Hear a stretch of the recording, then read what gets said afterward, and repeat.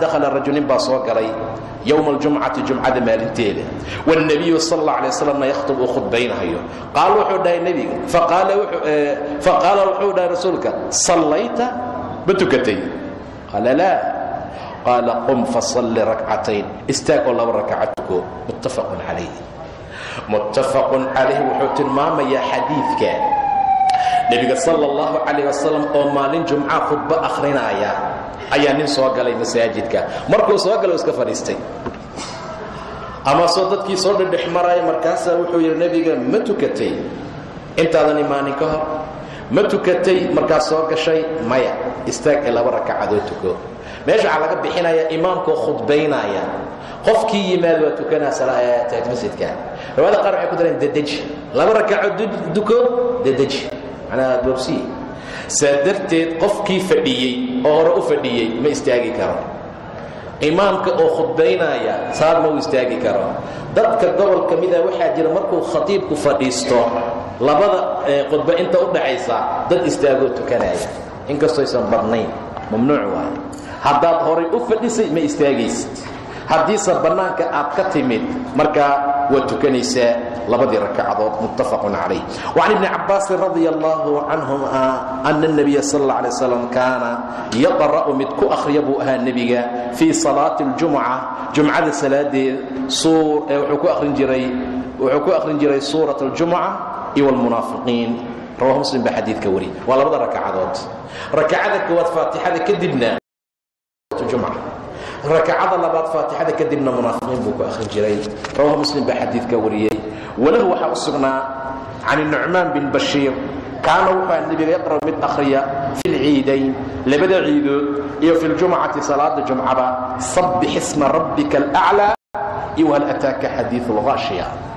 تارة مرة تارة وضع كرتاع إلا نجيده معنا لو حديث كور إمام آيان مرة قال كميو حديث جرت إنه صبح اسم هل أتاك حديث الغاشية نكو أخرية صلاة الجمعة النبي صلى الله عليه وسلم مرة حديث جرت إنه كو أخرية سورة الجمعة سورة المنافقين معناها مرنا ساسو يلاهي مرنا ساسو مركا يلاهي مركا حالة ويبنانتهي ويجرتا ما إننا وحكا لقو أخرين كريم وحكا لو مركا لقو أخرين ويسكا أنصحي صاحبا لكن رسولك انت بضن ساسو أها صلى الله عليه وسلم وصبح اسمنا فاتحة كذب أي ركعتك واتكو أخرين هل أتاك حديث الغاشينا وعوكو أخرين فاتحة كذب ركعت اللبات وعن زيد بن رضي الله عنه قال وحر صلى النبي قال كذا صلى الله عليه وسلم العيد صلاة عيدين ثم كبعدنا خصوا رخصيي في الجمعة جمعة دي رخصيي أو معناها مالين جمعة أيا وحي كسو آدي عيد أيضا عيد أي تهاي يا دنا جمعة نقطة ولا بعيد مركة لا بعيد بمركة اسو يمد رسولك صلى الله عليه وسلم فقالوا حجري من شاء قفكي دونا أن يصلي إنو تكذو وقد بضي فليصليها تكذو قفكي الربا هتكذو وهي عيد لبع عيد بأسكت من هالمالين صلاة عيد قفكي تكذي صلاة الجمعة هدو دوننا هتكذو هدو دوننا كتاك معنا واسدا ودورن كتكنيا لكن وانتكنينا بو النبي صلى الله عليه وسلم وانتكنيا قفكي ربنا هتكذو فمن شاء أن يصلي فليصلي رواه الخمسة حديث كوري إلا الترمذي معانه وصحيح ابن قزيم وزعي الحديث كوري حديث صحيحة وعنا التلمامية وإلا عظام مركة قول كمدعة إن هالمالين لبعيد أي نوتي مالين جمعة إني عيد كسو آدو مالين جمعة دي عيد كسو آدو لبعيد أن إصلاح لنا وعيد دي أي تكذان ضدكي صلاة دي قطبة هدي لقار وقت كذا من شاء يصلي فليصلي قفكي دونا إنو تكذو هتكذو لكن رسولك محوت المامر وعيدا كله إنو أسوكم الكاتو كان أيو وعن أبي هريرة رضي الله عنه قال رسول الله رسولك الله وحو يري صلى الله عليه وسلم إذا صلى هدوتك أحدكم مدكين الجمعة صلاة الجمعة فليصلي هتكذا بعدها قد بدا كذب 4 ركعات رواه مسلم بحديث كوريه 4 ركعات هتكذا صلاة قد بدا كذب برغوتو كذا نبي حق سو مرني انه 2 ركعات كنت كنجري قد بدا كذب لكن في بيتي غريس قالوا إيرادين waxa loo la jeedaa qofka ku tukanaya masaajidka وصلنا الصنايع 4 ركعات tukado qofkii inta baxa gurigiisa ku tukanayana laba tukado sababtu waxay tahay laba rakac bas jumcadii la tukaday dad waxaa jira cawaam ah dad waxaa jira cilmi saalahayn hadda laba kale ku darto xusliya dadka laba ku daraya ama labadii oo door ka dhineed ay tahayba markaana saa oo lagu ugu daro iska macquul marka saytaa u dhicin oo dad masjid ku tukanaysid afar ka dhigba afar rakac markaad wuxuu fahmaya marka laakiin ku tukanaysid laba rakac tuko salaada khudbada ka bacdi marka Abu Hurayra wuxuu leeyahay rasuulku wuxuu yiri sallallahu alayhi wasallam idha salla ahadukum akin aljum'ata du tukto falyusalli hatta kada ba'daha khudbada kadib arba'an afar hatta laba iska tuktana ayaduna wax dhibaato ah marka malaha wa an Sa'id ibn Yazid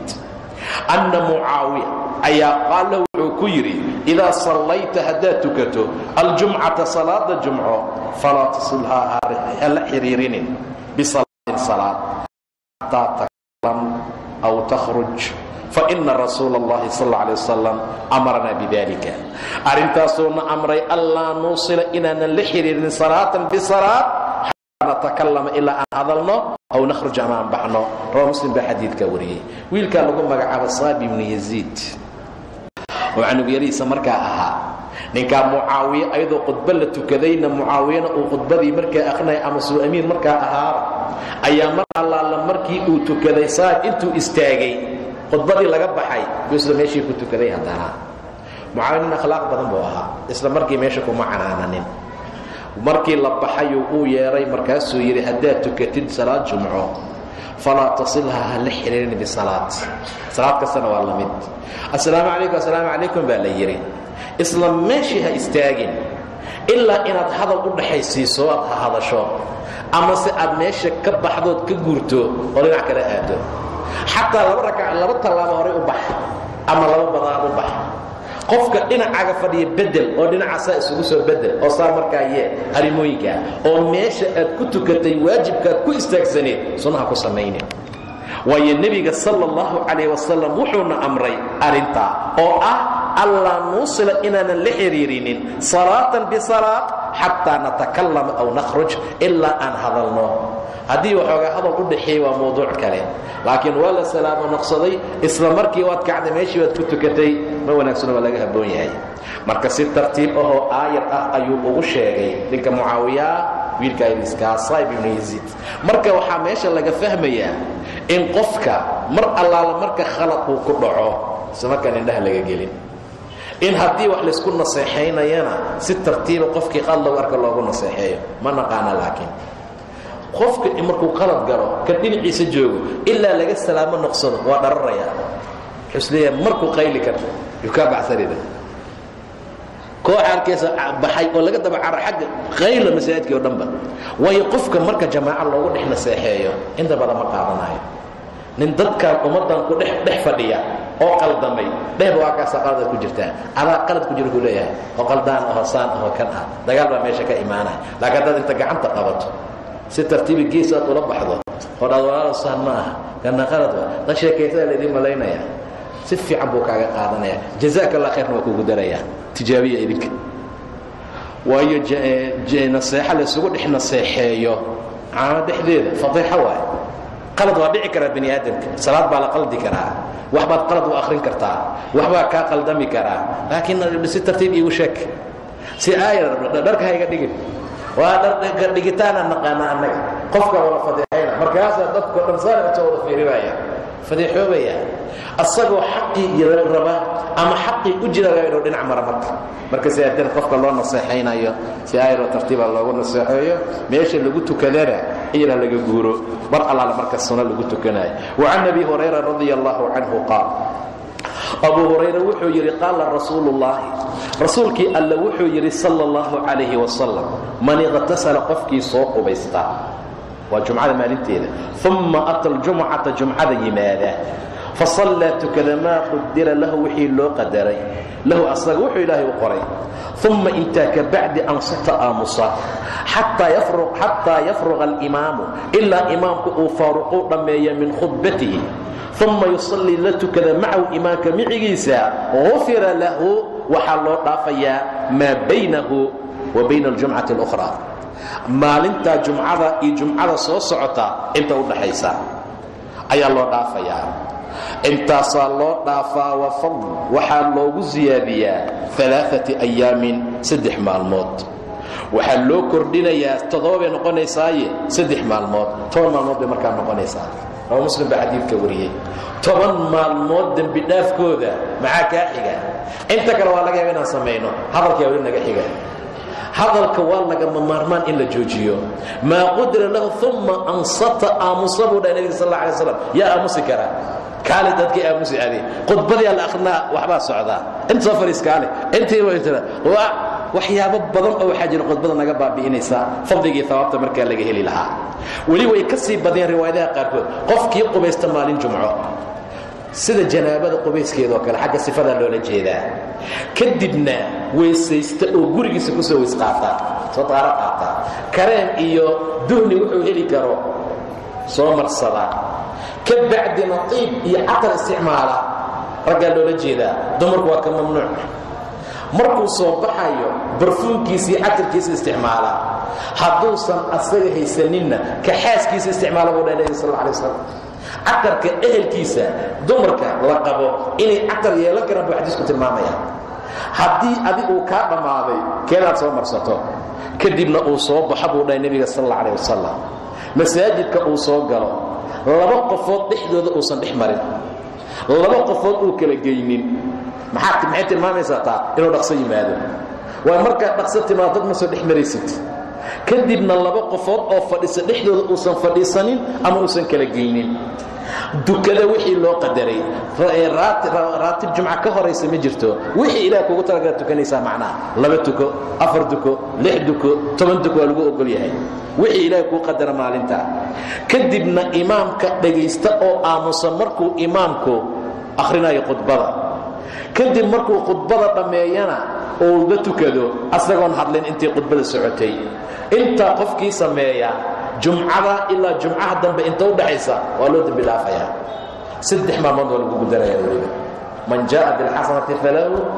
10 amhaaliha. ninkii xasanaad la yimaada 10 laabkeed buu leeyahay, 10kii baa lagu siiyey. laakiin waa la dayacoyaa. rawaa muslim baa xadiidka wariyey. wacanhu abi hurayra ana rasuula allahi sala allahu calayh wasalam dakara wuxuu xusay yowma aljumcati jumcada maalinteeda ayuu ka sheekeeyey. faqaala wuxuu dhaha nebiga fiihi jumcada waxaa ku jirta saacatan laa yuwaafiquha cabdun muslimun uusan waafiqin addoon muslim ah wa huwa qaa'im taagan yusallii tukanaya yas'alu allah ilaahay weydiisanaya caza wajal shay-an shay ilaa acطaahu iyaah wuu siinaya ilahi subxaana wa tacaala. tijaaba sac allah ku jirta jumcaha. wa ashaara wuxuu ku ishaaray biyadihi gacantiisa yuqaliluhaa asoo yaraynaya yar faraha intuu saa isaaro wax yar waa macnaha saacad markii la 60 daqiiqo ma ahee qadar baa loola jeedaa qiyaasada ilaahay yaqaano. marka waa saacad aad iyo aad u yar ilbirks baa laga yaabaa inay kugu marto adoo dhan adoon weli weydiisanin oo waxoogaa istir meeshaas waxaad koob shaah ka soo cab maqaayadaas soo noqo yaa laga yaabaa inay ku dhaaftaba iyadoo dhan kadibna aad soo noqoto ma haddoo dhan ilaahay weydiisato waxna lagu saynin.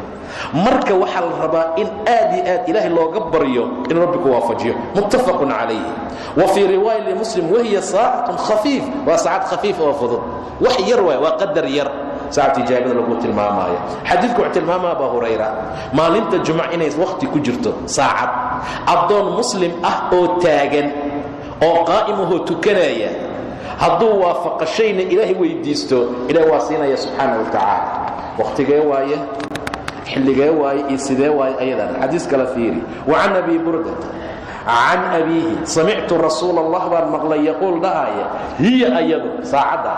maa bayna an yajlisa alimaamu waa intuu imaamku fadhiisto mimbarka ilaa an tuqdiya asalaa ilaa salaada la guto. rawaa muslim baa xadiidka wariyey.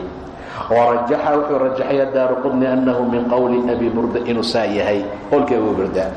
وفي حديث عبد الله بن السلام عند ابن ماجه صاصك رأسقنا وجابر عند أبي داود والنسائي أنها ما بين صلاة العصر إلى غروب الشمس وإنت عصر كالتكذو إلا ما أنت جماعة قرأت أي كبعيسو صاعة إجابة ميشا سيكون جرتها حسن سيحة وايو يري. وقد اختلفوا حال سوق خلافي فيها أرنتيدا على أكثر وحكبلا من 40 قولا أفرت القول ayaa midba qolo meel ku tuurtay labada meesha noogu qoran ayaa markaa ugu dhow baa la yidhi ayaa ugu dhow amlaytuha waxaan ku yeeriyey buu dhahay imaamka fii sharxi الbukhaari waayo bukhaari imaamka ibnu xajar baa sharxay meeshaasaan ku meeriyey oo aan markaa isugu keenay waa 40 qowl ayaa ku jira oo la soo wada khilaafay saacadii ku jirto maxaa laga rabaa marka jumcahoo dhan in la dadaalo fisqi kasta jumca la sameeyaa riwaayadda ugu fiican oo say tilmaamayaan ayaga jumca la dhigaa filimkan ugu fiican jumca la dhigaa cayaaraha jumca la dhigaa wax walbo saacad ijaabo laga mashquuliya waa la sameeyaa maalinta jumcaha saa darteed baa maalin jumca meeshii saacad ijaabo la raadin lahaa waxaan raadinaynaa tikidhadii aan ku geli lahayn meelaha fisqi iyo xumaanta taasaa naga mashquulisay markaasaa jumco kasta waxaana dhaafa saacad ijaaba waqti ilaahay uu dadku wax siiyo waana dhaaftaa marka taa ayaa la samaynay xadiidka kood wuxuu tilmaamayaa qofkii waafaqa asagoo taagan shayna ilaahay weydiisto tukanaya in la siinaayo xadiidka kale wuxuu tilmaamayaa annaha maa bayna salaati alcasri ilaa ghuruubi shamsi inta u dhaxaysa inay markaa tahay salaada casirka kadib salaad lama tukadaa la yidhi sidee loo noqon kartaa qofku inuu salaad tukanayo waxay dhaheen qofka inta salaad casir tukadaa masaajid ka fadhiistaa maqrib suga muxuu la mid yahay si qof salaad ku jiro kale sunnadu tilmaamay kama zuula axadka inuu salaad ku jiro mantadara salaatu marka haddaan fadhiisano oo aan sugno ilaa salaada kale ilaahayna aan weydiisano ilaah wana siinaya subxaana wa tacaala waxaa kaloo lagu cileeyo la yidhi qaa'im baa la yidhi oo lama tilmaamo qof fadhiyo salaad sugaaya qof taagan say noqotaba isku soo duuduubo saacad ijaaba ku jirta jumcaha sidii loo raadin lahaa loo heli lahaa falkeeda alla gala insha allahu tacaala wacan jaabir radia allahu canh qaala wuxuu yidhi madat الsunna sunnadu waxay ku tagtay anna fii kulli 40 afartankii kastii fasaacidaa wixii ka badanba jumcatun jumca laga rabaa 40 qofood iyo wixii ka badan ee jumca ku waajibaysaa saas ayaa sunna ka sugnaatay rawahu daaraqutni biisnaad daciif laakiin xadiisku waa xadiis daciif ah waxaan soo tilmaanay 12 qofood xadiis saxiixa inay ku dugteen salaad khudba ah khudba waxaa loo shardiyaa jamaaca in la helo dad qof khudba akhriyo dad loo akhriyo intii cadad noqotaba jamaaca un baa loo shardinayaa saasaa markaa la yidhaahdaa tuulooyinka waxaa dhici jirtay waa la istirin jiray 1 2 3 4 la mara waa la sugi jiray 20 ay noqdeen dadkii 35 la mara marka 39 la gaaro oo qof la waayo hal qof oo geelaya meelaha laga soo raadi jiray si 40 ku noqoto mashaakil iyo dhib baa la mari jiray marka saa darteed 40 ka xadiidka tilmaamaya daciif ah wax walba oo xadiido tira ku xiray wax ka sugan ma laha saa darteed qudba waxa loogu talagalay oo tukanaya wixii jamaaca waajib ku noqota macnaha wixii jamaaca lagu magacaababa intaasaa markaa loogu talagalay 49 haddii gaarto oo kii afaraad geeligii leyla soo waayo oo la soo wado duura la tukan jiray dhibaatada ummadda haysatay marka insha allahu tacaala waa la tukan karaa salaada khudbada wacan samura ibni jundub radia allahu canhu ana الnabiy sal اlه alay slam kaana yastakfiru اlmu'miniin wاlmu'minaat wiilasha mu'miniintii gabdhaha mu'minaadkaba istikfaar buu weydiin jiray nebiga kula jumcatin jumca dhammaanteed rawahu اlbazaar ba xadiidka wari biisnaadin isnaad buu ku wariyey layin markaa ah layin daciif buu ula jeedaa asagana waa daciif oo wax qasaba markaa ma aha laysaga ducayn karaa laakiin haddaan loo ducaynin ma aha wax la dhihi karo salaadii khudbada baaba'day ama salaadii khudbada markaa burtay wacan jaabir ibn samra radiyallahu anhu anna an-nabiy sallallahu alayhi wasallam nabigu kaana fi al-khutbati khutba wuxuu ahaa khudbada dhexdeeda yaqra'u mid ku akhriya aayaat oo min al-qur'aan aayaat qur'aanka mid ah wayadkuru an-naas dadku ku xusuusin jiray nabigu dadku ku waanin jiray aayaadka rawaahu abu daawuud wa asluhu fi muslim buu xadiisku ku sugan yahay waa xadiis xasan ah camal fal mudan wuxuuna tilmaamayaa khudbada dhexdeeda in aayad lagu soo qaato way wanaagsan tahay haddana waxaan soo marnay gabadhii inay tiri qaaf waalqur'aani almajiid afka nebigaan ka xifdiyey oon ka qaatay waayo jumco kasta ayuu dadku markaa khudbada ugu akhrin jiray sala allahu calayh wasalam aayadaha qur'aanka waxay ka mid yihiin waxyaabaha qofka lagu wacdiyo lagu waaniyo wax ugu fiican waxa ugu ta'hiirin badan waa kitaabka qur'aanka ah ilaa ilaahay uu yidhi fadakir bilqur'aan man yakhaafu waciid waa kuwaani qur'aanka qofka waciidka ka cabsanaya wakadalika anzalnaahu qur'aanan carabiyan wasarafna fiihi min alwaciid lacallahum yattaquun inta inay cabsaan baa la rabaa aw yuxdiu lahum dikran ama in waane ay u soo dikriso wax cusub waayo qur'aanku waa shayga ugu qiimaha badan ilahay noo soo dejiyey qofkii qur'aankan ku hanuuni waayaa fabiأyi xadiiثin bacdahu yu'minuun maxaa kadib oo lagu hanuunaa sida ilaahay tilmaamaya subxaana wa tacaala aqri qur'aanka buu ilaahay dhahay subxaana wa tacaala kuna waani waayo waxaa kuwaana qaadanaya man yakhshaa wayatajannabu alashqى shaqigana waa ka fogaana qur'aanka kan madaxa adag kee waaye alladii yasla الnaara اlkubraa naar weyn buu gelayaa marka qur'aan marka la akhriyo qalbigaaga inuu isbedelaa la rabaa aayaad alla marka la akhriyo waxaa la rabaa qalbigaaga inuu si kala noqdo in aad wax isbedel kaa muuqdo haddaad xumayd inaad fiicnaato haddaad fiicneed inaad fiicnaanta sii laba jibaarto haddaad qaflo ku jirto inaad soo jeesato haddaad soo jeeddo inaad xoog u soo jeesato qur'aanka saas hadduu yeeli waayo ama qalbigaagu saa yeeli waayo waa laga istaagaa qiimihii faa'iidaad leedahay ma laha qur'aanka akhriya intuu qalbigiina jilcinayo yuu dhahay nebiga sal alla alih wasalam maantaad isku khilaaftaana fahmo macno ka istaaga sababtu waxay tahay qur'aanku ilaahay subxaana wa tacaala waa wacdiga iyo waanada ummadda loogu talagalay inay xumaantan uga sajroobaan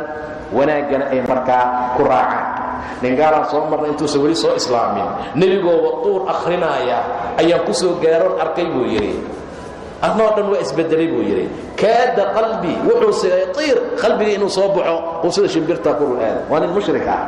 nin gaal ah maalin maalmaha ka mida maxaa dhacday waxaa dhacday markii nebigu nashmi uu akhriyey ee meesha ugu dambaysa la gaaray waa wada dhaceen ma iscelin karo qofka qur'aanka marka la akhrinayo saasaa dadka loogu talagalay dadka uutulcilmiga idaa yutlaa calayhim yakhiruuna liladqaani yabkuun sida ilahi tilmaam subxaana wa tacaala way dhacayaan wayakhiruuna liladqaani yabkuuna wayaziiduhum khushuucan khushuuc buu u ziyaadinaa qur'aanka marka haddaadba khushuuc lahayn oo joornaalka iyo qur'aanku isukaa mid noqdo wax faa'iidaa ma lihid waa in qur'aanka uusan kula mid noqon sheekooyinka kale naxnu naqusu calayka axsana alqasasi bima awxayna ilayka hada alqur'aan wain kunta min qablihi la min alghaafiliin waa ku waxyoonay axsana alqasas buu dhaha ilah subxaana wa tacaala sheeka xariir ma aha waa axsan qasas sidaa tilmaam subxaana wa tacaala laqad kaana fii qasasihim cibratun liuli lalbaab ma kaana xadiiثan yuftara walakin tasdiiqa aladii bayna yadayh tasdiiq waa wax korii rumeeyaa wuxuu ka hadlaya qur'aanku wax fudud ma aha wuxuu ka hadlaya wax sahlan ma aha nebiga ilaahay qur'aanku wuxuu ku tilmaamay qur'aankii inuu yahay qowl haqiil wax culus waa culus yahay qur'aanka nebiga marka waxyiga lagu soo dejinaya sal alla alayh wasalam hadduu faras saana faraska u dhaqaaqi jiray waa istaagayaa nin saxaabi muxuu dhahay lugteeda lugta nebiga saarnayd lugta nebigaa kor jirtay waxyi baa ku soo degaayay lugteeda waxaan u inay dhulka sii gelayso innaa sanulqi calayka qawlan haqiilan hadal culusaan kugu soo dejina buu dhahay subxaana wa tacaala caaisha maxay tiri waqti shataa oo xagaa ah oo qabow ah yaa nebi waxay ku soo degaayay dhigid aad moodda sidii lul baa ka soo daadanaya sala allahu calayh wasalam marka qur'aan noocaas ah waa qur-aanka hadduu ku bedeli waayo wax ku bedelaayo ma laha dadaa marka heesaya waxyaabaha ay muusiga jaarka ay maqlaan indhooda biyo ka yimaadaan ooya walciyaadu billah marka qur'aanka la akhrina sacabiyo qosla afa min hada alxadiid tacjabuun watadxakuuna walaa tabkuun waantum saamiduun sida ilah tilmaam subxana wa tacaala qur'aanka ma la yaabantihiin afa min hada alxadiidi tacjabuun watadxakuun ma qoslaysiin walaa tabkuun maba oynaysaan yaa buu dhaha subxaana wa tacaala dadka fiican marka lagu akhriyo yakhiruuna way dhacayaan mar alaal marka idaa tutla calayhim marka lagu akhriyo korkooda way dhacayaan kharuu sujadan wa bukiya waana oynayaan buu dhaha subxaana wa tacaala maxaa ka oysiiyey aayadaha ilaahay maxaa indhooda biyaha ka keenay ta'hiir jahannamay ka cabsanayaan cumar markuu aayadda akhriyo sujuud wuxuu dhihi jiray sujuudda waa tanaaye ayna albukaa oohintii aawa waa sujuudnay oohintii aawa waa ma jirto marka qalbigeena qur'aanka aad iyo aad aan ugu qorshayn waxaana kuu suuragelin karaa markaad macnidiisa barato macnaha haddaad fahamto in badan baa kuu sahlaya waayo waxaad la socotaa qisada say wax u socdaan say xaaladdu ay tahay qof maaragta buug oo sheeko akhrinaya ama buug jacayl ama gabadh akhrinaysa cabaar markay akhriso way qoslaysaa cabaar markay akhriso waa murugoonaysaa sahlay leedahay cabaar markay akhriso dhafoorkay qabsanaysaa waayo qisaday la socotaa way taqaana marka quraanka hadaan macaanidiisa naqaano saas oo noo fiirinaya insha Allah ta'ala marka hadaan ugu dadaalo marka wuxuu leeyahay nabiga sallallahu alayhi wasallam ayad buu ku akhrinayay qudbada dhexdeeda soo dadka ku xusuusinay wa an Tariq ibn Shihab أن رسول الله صلى الله عليه وسلم قال حيري الجمعة جمعة حق واجب على كل مسلم كستا في جماعة كنت كذا إلا 4 قفوض معهني 4 قفوض معهني كو مملوك وأضن لعنتي وامرأة ناك وسبي علم ومريض كجيران 4 لقد عفي رواه أبو داود وقال وحيري لم يسمع طارق من النبي طارق نبي وحبك من مقله nebigu uu arkay uu soo gaaray laakiin macnaha asagoo sabi oo aad iyo qiyar wax kama maqlin xadiisku markuu saan noqdo mursal saxaabi la yiraahdaa saxiix markaa noqdaa hadii saxaabadii kale inuu ka wariyay ay markaa u sheegeen laakiin xadiiska baadama Tariq usan nabigu waxba ka maqlin sallallahu alayhi wasallam wa akhrajahu al-hakim ba soo saaray min riwayat Tariq al-madhkur an abi Musa haduu saan noqdo markaa wuxuu noqonayaa saxaabi wax ka maqlay marka waa saxaabi laakiin anu yarbu mursal saxaabi haduu noqdo saxiix waa wali riwaayadan kale hakim uu soo saaray waxay tilmaamaysaa inuu nabigu aan ka maqlay uu san dhiine uu yiri an abi Musa saa markaa uu markaa uga wariyay marka 4 qofood jumca waajib kuma aha hadaysa tukadaan way u jirtaa jumcadooda waa adoonka waa haweenka ama dumarka waa ciyaalka iyo qofka mariidka ah ee markaa xanuunsan wa ibn Umar radiyallahu anhuma qala رسول الله صلى الله عليه وسلم نبي وحو يري ليس على مسافر جمعة مسافر كأسقنا جمعة ما أهل الدشيسة رواه طبراني باوريه بإسناد ضعيف لكن حديثك صحيح أسقنا مسافر وحو كميديا هي ضدك أن أيونا جمعها كركو ذا واجب كمركا كواهين حديث أيتو كذا حجر كوذا جمعة مركا إليا أو عليه هي نينك لغو مقعب ابن عمر قال رسول الله رسولك ألا وحو يري ليس على مسافر ككركيسة جمعة ما أهانين رواه الطبراني بإسناد ضعيف بوكوري ابن حجر والشيخ لكن الحديث وحديث سنين وعن عبد الله بن مسعود رضي الله عنه قال كان رسولك الله وحوها صلى الله عليه وسلم إذا استوى على المنبر كمر الله لمركو كأكادو كإستاغو استقبلنا ولقى برجرنه رسولك بوجوهنا وجيالكينا المركة قابلين رواه الترمذي بإسناد ضعيف حديث ضعيف الصقع وله لكن حليه الشاهد ومن حديث براء عند ابن خزيمة اكتساء وعن الحكم ابن حزم رضي الله عنه قال شهدنا وحان لحاضرني الجمعة جمعة مع النبي معيسى صلى الله عليه وسلم نبي معيسى جمعة لتكنيب أولجيذا فقام رسولك واستاغي متوكئا أصغو عسكا أما صهيستا على عصا أو قوس قانصو أما سقول رواه أبو داود بحديث كوريه درجة مرسل شيء لك حديث كثير في إلا درجة حسن مركا وقاريا سيدرت الحديث كعوت المامية رسولك صلى الله عليه وسلم بو يري نينكا ayaa qudba aan la tukanay marka rasuulku mutawakka asagoo oo mtaqaana haysta gacantana ku qabsaday asa aw qawsin ayuu qudbadii markaa akhriyay waxay tilmaamaan oo xaaladda ay faa'iideysaba la yiri baadama carafkii ciyaarta la diiday hadii qofku soo wax u haysto qadiirka inuu soo in badan caraf waxyaabo kala sameeynin waska suuragal marka kulli wuxuu tilmaamayaa nabiga sallallahu alayhi wasallam inuu salaada khudbada ninka Hakim ibn Hazm la yiraahdo uu leeyahay waan la xaadiray laakiin sabab marka gacanta ku xeystay aw qawsin qaaso marka salaada jumcaha aad lagu dadaalo insha Allah ta'ala aadabaha jumcaha lagu dadaalo wax badan naga qaldan dada laga yaabaa ciyaar inay soo wadaan salaada khudbada ilmi intay keenaan anigu maanta la hadlaya amsuriya inta ka waxriya inuu mar allaala markay aadaab leeyino guriga lagu soo tababaro yaa fiican masaajidka marka la keeno ee khudbada inuu anug yariiso adi aad dhashay ka fasahaadiyo dibkeena marka leedahay salaat al-khawf banu galayna hadii ilaahi raado